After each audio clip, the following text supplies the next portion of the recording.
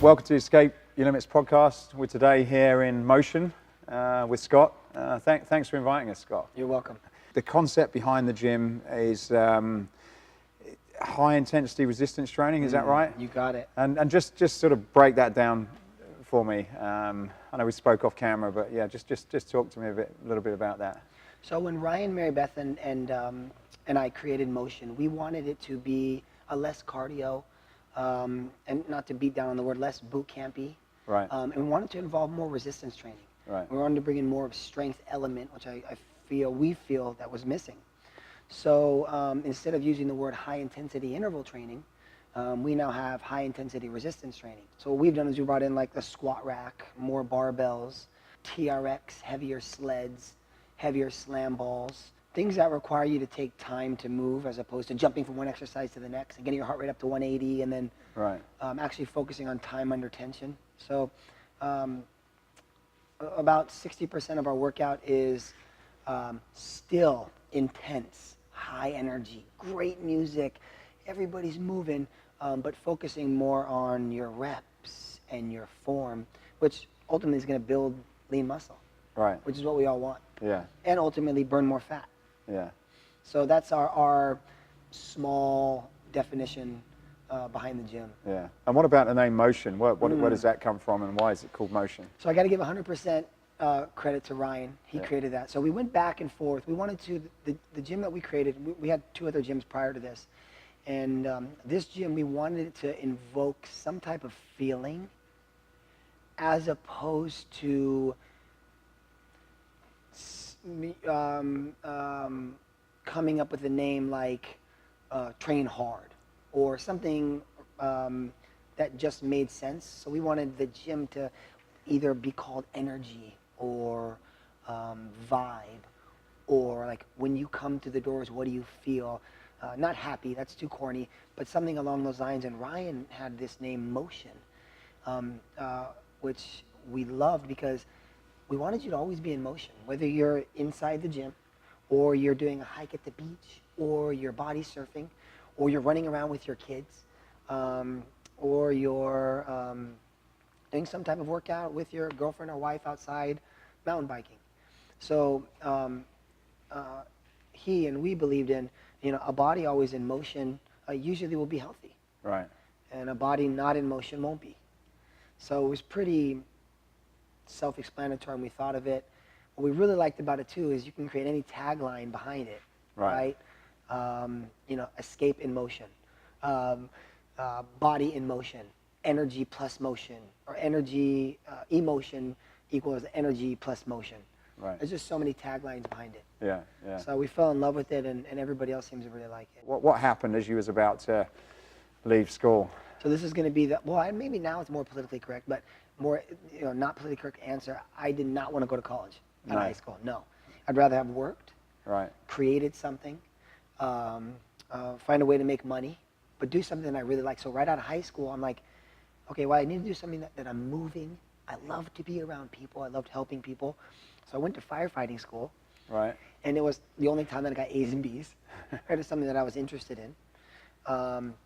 And I remember the day that I got into fitness, one of my good friends, Kevin Phillips, when I was 19 years old, as I was going through firefighting school, at one of the local gyms here, he was the fitness manager. Right. He just came up to me on the floor when I was doing bicep curls. I know exactly where I was. It was probably a weekend, so I was doing bicep curls. And he said to me, hey, I see you here all the time, introduced himself. He goes, you ever thought about becoming a personal trainer? And I told him no. And he goes, well, you can make pretty good money. You get free membership. There's a lot of girls. I said, 19, 19 years old, okay. Same thing, firefighter, right? Sign me up. Great thing, right? You work 3 hours out of the week, right? It's a very satisfying profession. There's a lot of women, if you're single. So that's kind of what I did after high school. Right, okay. So firefighter, went into you started, what was that? What was the club that you went into then? 24-Hour Fitness. Oh, 24-Hour right Fitness. Here at UCI, yeah. Right. So I finished firefighting school, but then decided to become a personal trainer. Yeah. And then fell in love with it. Yeah. How long were you at 24-Hour Fitness for? I was there from 19 until about 23, so 4 years. Okay. So I became one of their top trainers in Orange County, and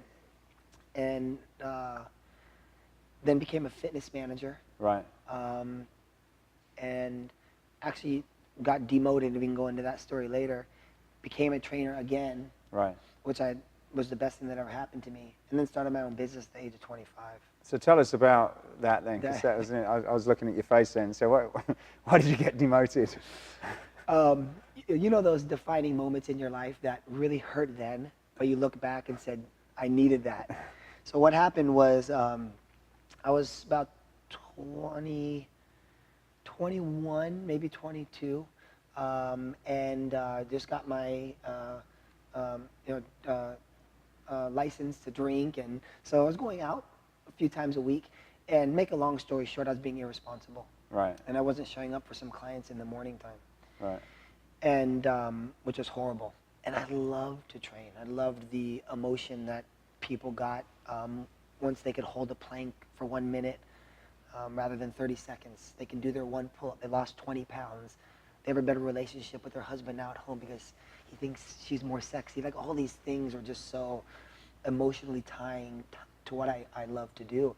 So I started to get off track a little bit and partied a little bit.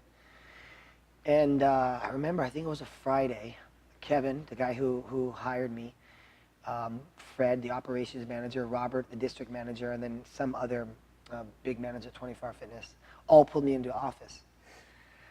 And I was like, oh shoot, either I'm getting promoted or I'm getting fired. Something's happening.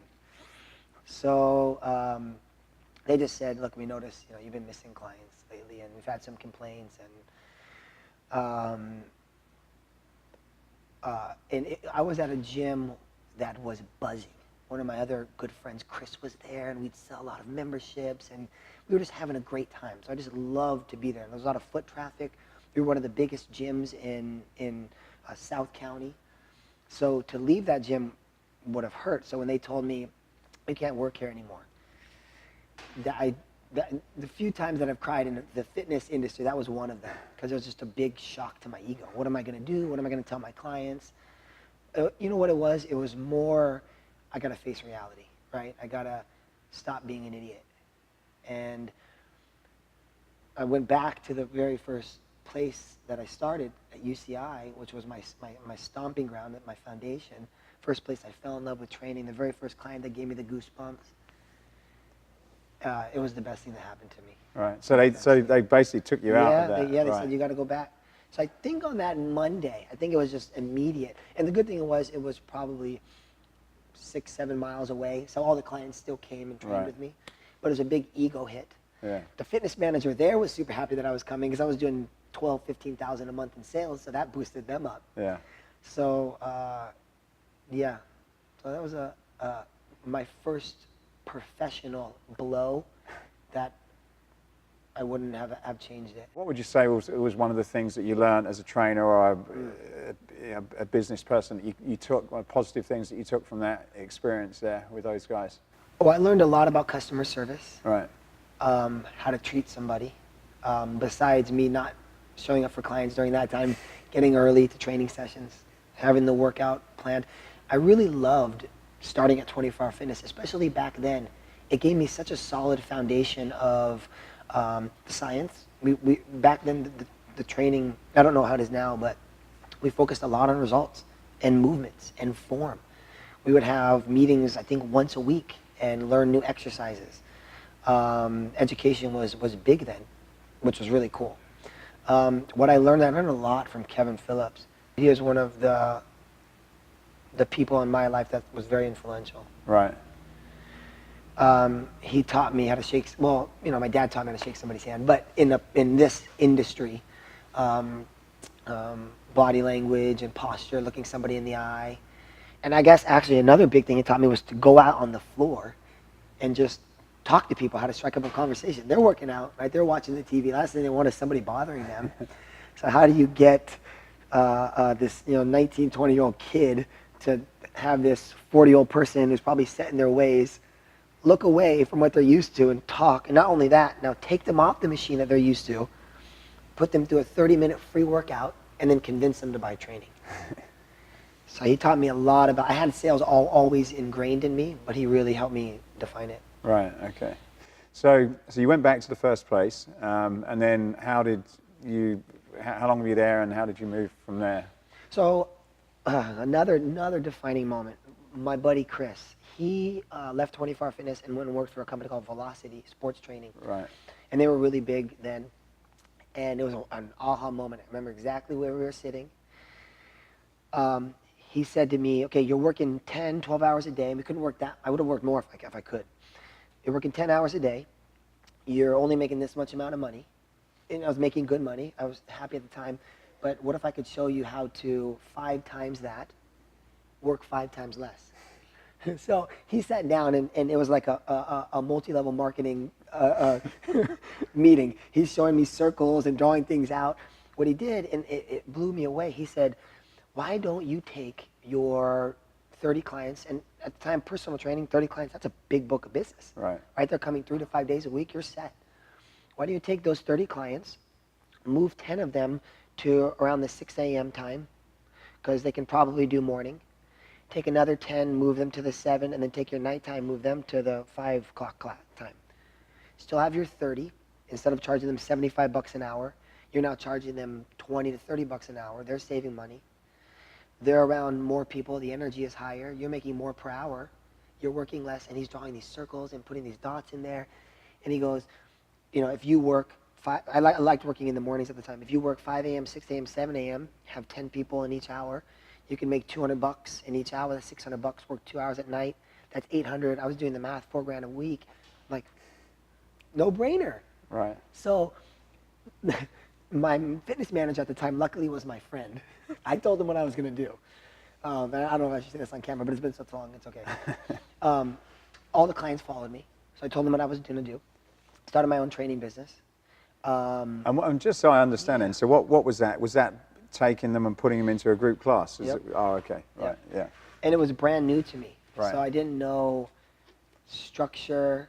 What I would do is I would take, let's say, you and another gentleman who's 60, another girl who's in college, and somebody that needs to lose 50 pounds, all in one class and train them. Right. What I would do is I would actually individually train them in that class.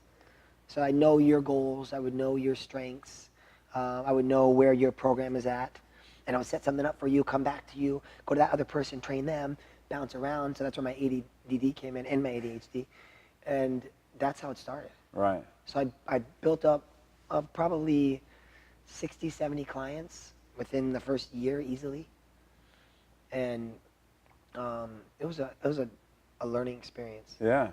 Yeah. Because you have to wear more hats, right? Now you're doing the marketing, Right. the back end, money. How does that work? Yeah.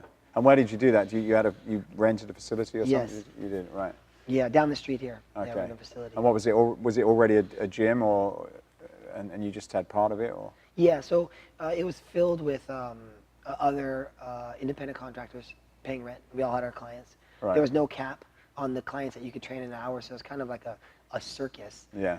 It was a fun circus, but it was a show. So you get there and kind of look around. Okay, I could take that space. I could bring the dumbbells over here. I know who's coming at this hour. What I did was I needed a way to schedule my clients. So what I did is I printed out a legal sheet, and I knew I could take about 10 people max per hour. So I created an Excel, 10 people at 5 a.m., 10 at 6, 10 at 7, 10 at 8. I didn't work between 8 and noon. I had noon. I didn't work between 1 and 4. And then I did 4, 5, 6, and 7. What I did every Sunday, I had an app that would blind text people. So if I send a text out to 70 people, it would only go to that one person. Right. They would send me back their schedule. Monday, Wednesday, Friday at 6. I'd put Matthew in Monday, Wednesday, Friday at 6.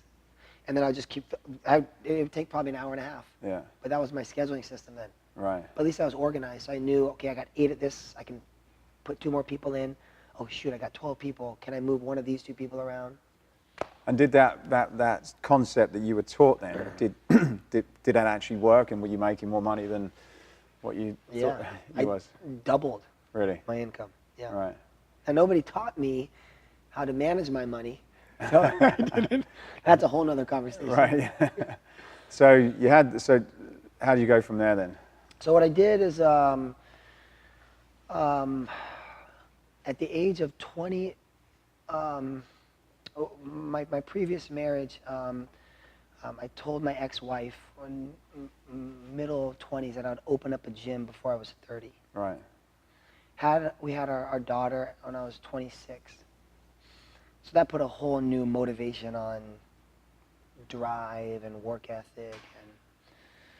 And at the age of 29 and 9 months, I opened my first location. Well done. Thank you. I had about 100 clients at the time. I teamed up with 2 guys, and we built it to a really successful, probably $1.2 million a year facility. Really? In less than 2 years. Oh, that's pretty impressive. We brought in new trainers. We developed a whole system on training. Really, that's where it evolved. I stepped away from training. I'm not going to, that's extremely important. Form is always over everything. But I started to turn more into an entertainer / dieter, knowing where somebody was going to go before they went there. Right. Because I was doing classes of 40 now. Okay. So we'll just spend a bit of time on this then, because we chatted off camera on that. So typical trainers then, would you say then it's very much, they're focused on form, technique, and in traditional boot camps, that's really what it's about. So you're saying that you added a different element to that? Is that what you're saying? And yeah. So I guess the best way to describe it is I became an entertainer. Okay. So my voice went up when the music went up. Right. And actually music came in to the training, which changed the whole dynamic. Right. Now people are listening to music that they like. It's getting their heart rate up. They're moving their head. It's not just some guy on a whistle every 1 minute beeping it and saying, switch.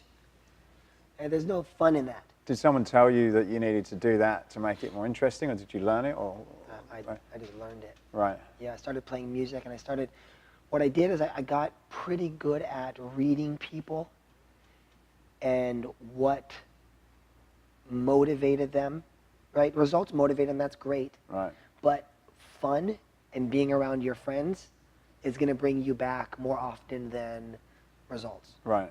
If I can combine both, this is a deadly combination. Right. So I started researching music a lot more. There's 2 apps that we use that are really useful. What are those? Spotify and SoundCloud. Okay. Yeah. And we're able to create playlists on there. We're able to kind of mix the music together. Right. I think the next wave of training is actually becoming even more of an entertainer, trainer / DJ. Really? And how would you, if you had to sort of so if you were recruiting someone or, opening another location, then what would you make a decision on? Someone who's got that, really technically great, or someone that's just fantastic entertainer but a little bit light? Where would you sort of put those, where would you put your weighting on that? So that's still a conversation that I know now that I'm leaning more towards. I'm leaning more towards some crazy person that has this high energy, that's the life of the party, right, that everybody loves to be around, that makes people feel happy. You can always teach somebody how to squat properly, where your quadricep is, how your shoulder moves, but I can't teach personality. Right. So I'd rather take an entertainer, someone with a big personality, have them get a few certifications, right, take them through the science of how we do things here, yeah, and then let them loose. Right. Okay.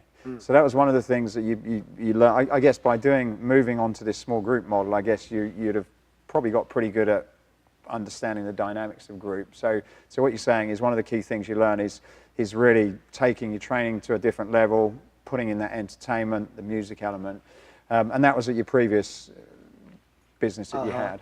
And then, so what made you move away from that then? Well, there's some personal things definitely that made me move away from there. So I owned 2 previous businesses before this. My first one, it was due to some morals and personal things that I don't really wish to speak about. Yeah, yeah. And just on that point, and in terms of finding business partners, then is there, what would you say is a lesson that you learn about, going forward, finding partners? What did you take from that? Number one, I need to be the CEO. Number one, I have to control my own destiny. Right. That's not an ego thing. That's just how I need to run the business. Right. And again, that doesn't mean that the other partners may be doing more or more influential. Right. It just means that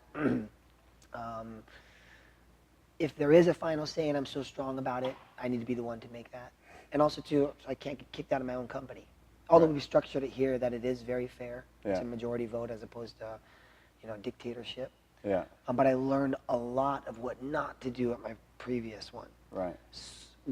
Sold my shares there, opened another successful gym just a few miles down. Right. Grew that up to 275 people a day. Right. Sold that off because I wasn't majority owner. So within 5 years, I've opened up 3 different group training businesses that have competed against each other, and have been successful. Right. So you've been creating competitors as you've gone along as well. Yeah, and this is going to be the last one. I tell you all the time, I'm going to either go into a different industry, or I'm going to be a stay-at-home dad or something. But I'm the CEO of this now, and luckily I have actually 3 great partners. Kenny is a silent business partner, but Mary Beth and Ryan, who challenge me and that I trust. Yeah. And that kick butt can fill classes. Yeah. How did you go, after doing it a few times, I guess you're quite an expert on picking business partners. How did you go about picking the partners that you've got, and I suppose getting people that had the right balance of what you had? You sound like you're the one that, for whatever reason, you just know yourself and you want to be the one leading it. Yeah. How, for someone who's probably thinking about, beginning on that journey, how would they go about working that out? And I don't know if anybody can answer that question. I've gone through multiple business partners, and I maybe don't even recommend having business partners. Right. If you could, Mary Beth, Ryan, and Kenny and I work the same. We have the same energy, but what I wanted to do here is not be a micromanager. Let them run loose. But if any one of us, including myself, needs to get pulled back a little bit, we do. And we allow the other people to do that. At the previous places, that wasn't the case. Right. So that's primarily number one. And I think finding people that are like-minded like you. My last business partner, he was great. We just didn't see eye to eye on the actual space in here, which if you can't see it in the product, then there's no way that's going to work. Yeah.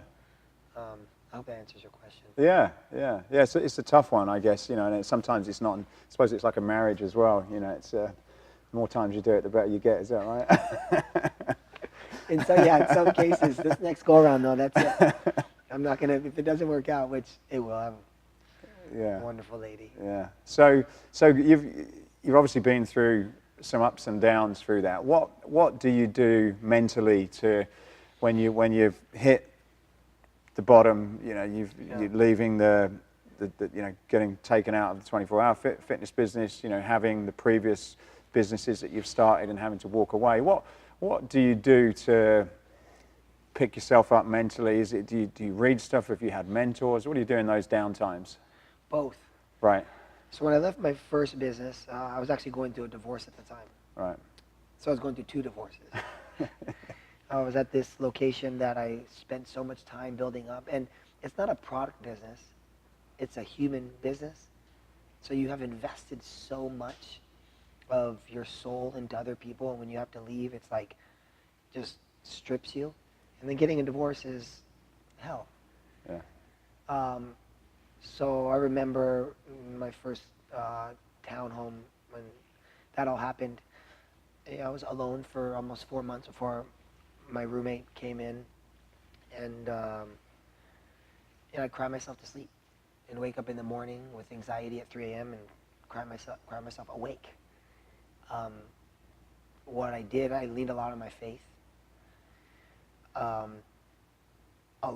You watched YouTube videos over and over, from Les Brown to Tony Robbins to Zig Ziglar for motivation to Jim Rohn to these new guys coming up now, most recently Gary Vee Right. and Lewis Howes and all these guys, because I couldn't pick myself up.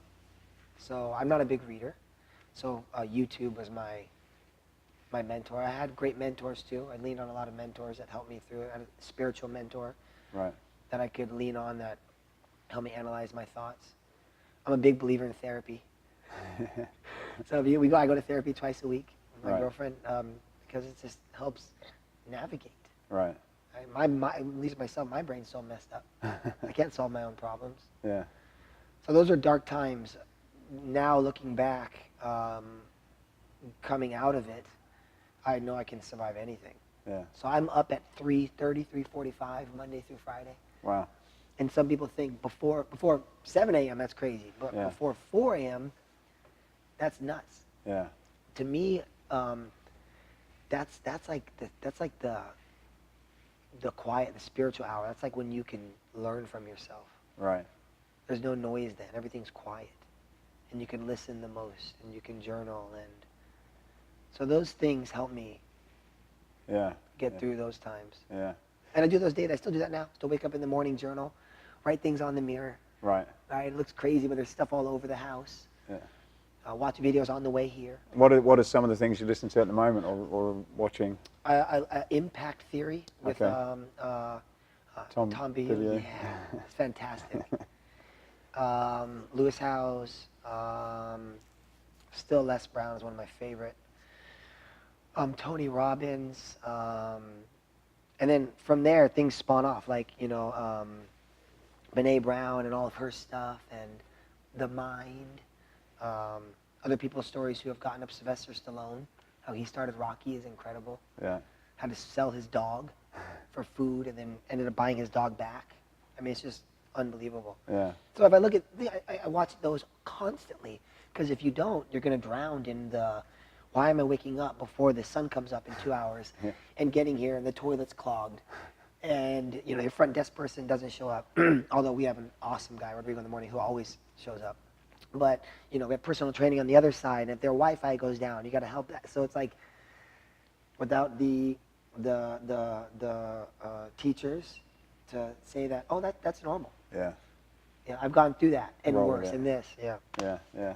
So what's next then? Where do you see your business? Are you looking to get more locations? Or you just, you're in the place where you want to be now? What does the future hold for Scott?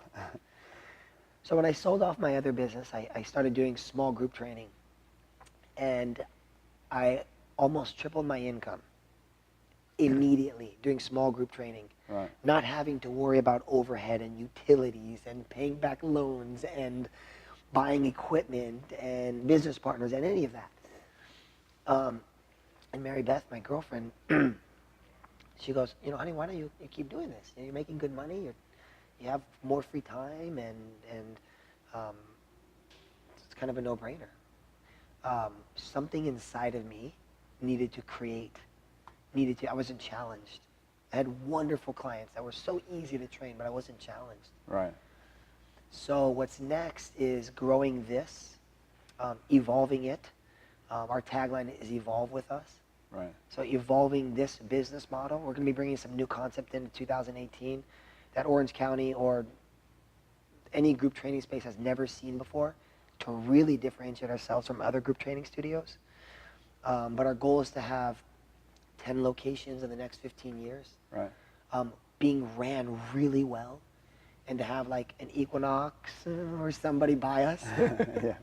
and then maybe still be a part of it. I don't know. Yeah. But I definitely know that this is not the only location. Right. Okay. Okay. And final question then: what advice would you give to someone that's probably at the beginning of the path, when thinking about they would want to have a dream of doing something, open their own business? What if there was one piece of advice that probably rises to the top of the lessons that you've learned? What would that be for someone at the beginning of that road? Well, first of all, I love the question, if you could do something and not get paid for it, but do it 10 hours a day, what would that be? Right. whatever that is, whatever gives you goosebumps, whatever makes you cry, do that, right? Now, there's steps after that, which are important. Right. So first of all, define what you love and what you want to do. To me, it was fitness. I was doing something physical, and then it evolved into fitness. And then I would say, well, where do you start? So for a trainer, right, well, you need clients. Where do you get clients? So you can go on social media. You can Google it. But even like, I think more importantly, if I was to tell any new entrepreneur, you're going to make a lot of mistakes, and that's okay. Don't give up. If you're going to give up, whatever you're going for is crap. Get rid of that because you didn't love it. Right? Like, I've failed so many times the last 15 years, so many heartaches, and but I love to do this. Right.